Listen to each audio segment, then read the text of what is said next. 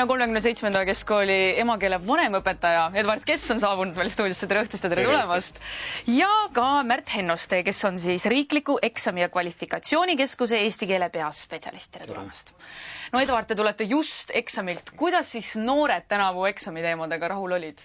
Nii palju, kui ma olen nendega vestelnud, tagasiside on ju põgus, nad ju lahkuvad kiirelt, siis teemadega olid ikka rahul. Valiti neid teemasid, millel oli mõtteid, mida kirjutada, mille kohta osati tuua kõige rohkem näiteid, aga vist nii nagu igal aastal arvatavasti valiti ka neid teemasid, millega on võimalik libastuda väga kergesti. No kui konkreetseks minna, siis mis kõige populaarsem teema tänavu oli? Minule tundus, et kõige populaarsem teema eesmärk on see, mis annab elule tähenduse, 10. teema siis. Et see teema on kõige mõnusam sellepärast, et sportlased said spordist kirjutada, kõik muud inimesed said, kõik muud noored said kirjutada oma lemmikraamatutest või muudest eesmärkidest, mis on inimestele ainuomased ju. Elame eesmärgi nimel. No härra Hennoste, kui üllatuslikult teile tuleb see, et praegu Edward ütleb, et selline teema praegu tolle tundub, et kõige populaarsem?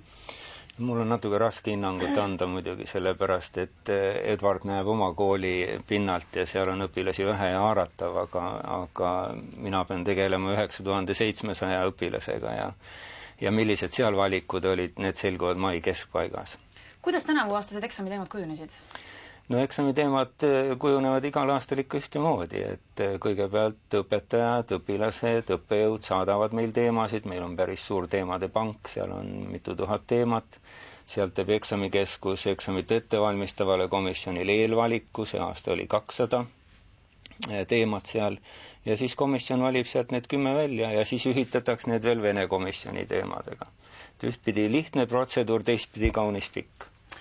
Aga see protseduur sel aastal jäi siiski viimaseks, sellepärast et ma saan aru, et järgmises aastast siis lõpukirjandit kui sellist enam ei ole, vaid selle asemele tuleb 2-osaline eesti keele eksam. No ma pean kohe natukene täpsustama, et lõpukirjand on ikka ja lõpukirjand ei kao kuhugi, et eksamit arendataks lihtsalt komplekssuse suunas. Selles mõttes, et haarata nagu 2 väga lähedast oskust, lugemine ja kirjutamine ühte eksamisse. Ja kui me vaatame praegugi ja kuulame pedagoogikateadlasi, kas või Ive Ruusi või teisi, siis ikka jälle tuleb jutuks see, et õpilaste lugemus langeb järjest ja nad loevad üha vähem, nad mõistavad üha vähem kujundlikku keelt. Ja selle uue eksamivormi üks eesmärk ongi see, et tuua õpilased uuesti rohkem kirjanduse juurde, panna neid rohkem lugema, tekste analüüsima, mõtlema nende üle. Ja kui nad seda teevad, siis on neil ka millestki rohkem kirjutada võib-olla kui praegu. No televaatajad ehk on praegu halvas seisus, sest et ei saa aru, millest täpsemalt jutt käib. No ma põgusalt siis ühe sellise näite näol, mis on pärit siis möödunud aastast, siis seletan seda või me püüame siis teile visuaalselt natuke näidata, kuidas see uus eksam siis välja nägema hakkab. Kõigepealt läheb siis noor laps eksamiruumi, saab sellise paberi, kus tal on 4 variandi vahel valida. Ja ta peab ühe variandi 4 valima. Esimene variant on siis näiteks selline, et on proosatekst, mida tuleb lugeda, vastata mõningatele küsimustele ja seejärel ka kirjutada selline kirjand, siis, mis on küll poole lühem kui praegune kirjand, aga tuleb ühesõnaga arutleda siis täpselt sellel samal teemal. Seejärel näiteks teine variant on luuletuse analüüsimine ja ka samamoodi kujundlikku keelt mõista, vastata küsimustele ja ka kirjutada põgusalt sellel samal teemal.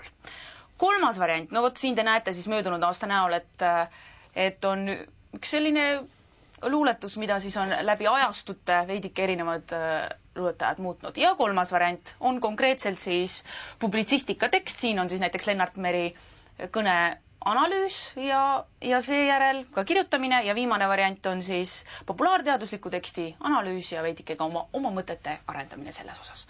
Selline see variant välja näeb. Laps või noor inimene saab valida 4 erineva võimaluse vahel. No Edward, kuidas teile see variant meeldib? Minule see variant ei meeldi.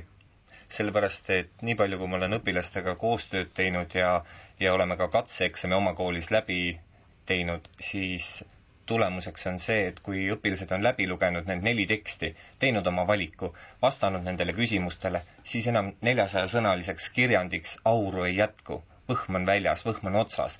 Et neil ei ole kuskilt võtta enam neid häid mõtteid, loovaid ideid, mis praegu 600 kuni 800-sõnalisel kirjandil olemas on. et tegelikult see pärsib sellist loovat mõtlemist. Kas need tulemused olid kehvemad? Minu meelest olid küll tulemused kehvemad. Kuigi eksamikeskus on väitnud, et nõrgem õpilane ei tee nii ehk nii kirjandit ära, siis ma arvan, et nõrgem õpilane ei tee ka seda eksamit ära, aga pigem teeb see eksam karuteene andekamatele õpilastele, kes tahaksid luua teksti, kirjutada, arutleda oma teema üle, aga praegu uues katseeksamis antakse probleem ette. Õpilane peab ise probleemist juhtuvalt kirjutama kirjandi, ise selle pealkirjastama, aga praegu veel ei saada sellega hakkama. Tuleks mööndada ikka.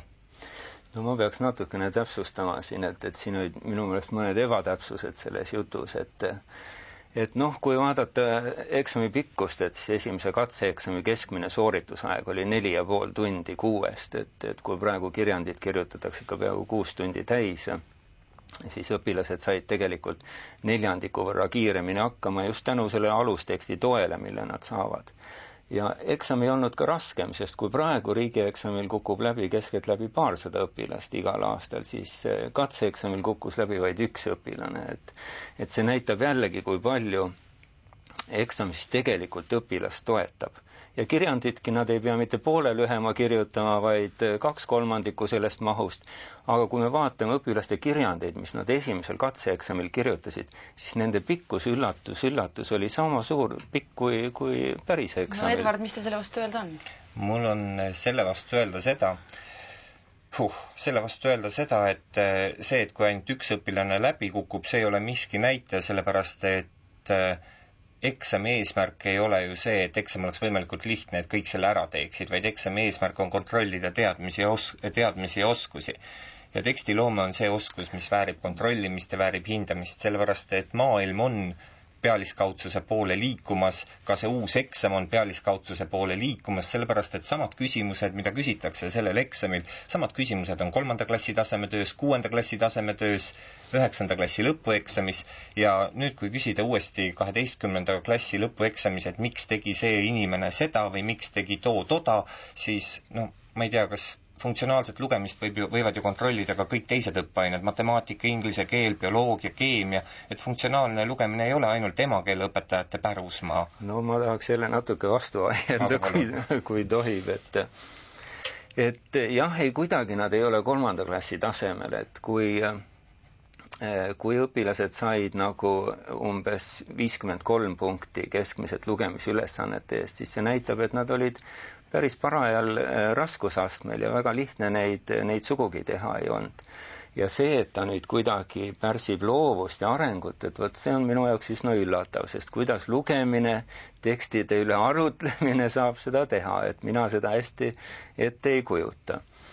Et ma arvan, et see on tegelikult kogu ühe emakeeleõpetuse selliseid põhiprobleeme, et nii eksamikeskus, haridusministeerium kui õpetajad, et me peaksime nagu ühiselt seisma selle eest, et õpilased rohkem loeksid, sealhulgas ka kirjandust. No kui me aru saame, igal juhul erinevaid arvamusi sel teemal on ja selles osas arutlus võib jätkuda, aga ma saan aru, et seda muuta enam ei saa, et... Miks ei saa? Te usute veel, et saab muidugi ikkagi vana kirjandus jääda? Sellepärast, et uus eksam on tulemas alles aprillis 2012 väidetavalt. Muidugi on aega muuta seda ju, ega... Võtate emakeeleõpetajaid siis kuulda ja arvestate nende pretensioonidega, mida Edvardki praktikuna praegu ütleb? Aga ega meil ei ole, tähendab, neid, kes tahaksid kirjandi juurde, ma mõtlen selle pika kirjandi juurde jääda, neid õpetajaid sugugi nii palju. Ma tean, et väike seltskond emakeeleõpetajate seltsi esindajaid tahaks nagu jääda selle juurde, aga meie andmetel ja tagasiside põhjal valdav enamus õpetajaid ootab ammu eksami arendust ja aga arvamusi on erinevaid, need tuleb ikka aga see on loomulik, et arvamusi on erinevaid. See on küll koledasti öeldud, et emakeeleõpetajate seltsi väike kilpkond arvab, et uus eksam on jama. Ma arvan, neid on ikka rohkem, te lihtsalt ei tunne neid kõiki. Aitäh teile tulemast täna õhtul. Kired on üleval, sellise kirglikkusega igal juhul vaieldakse kirjandite eesti keele üle. Aitäh veel kord tulemast.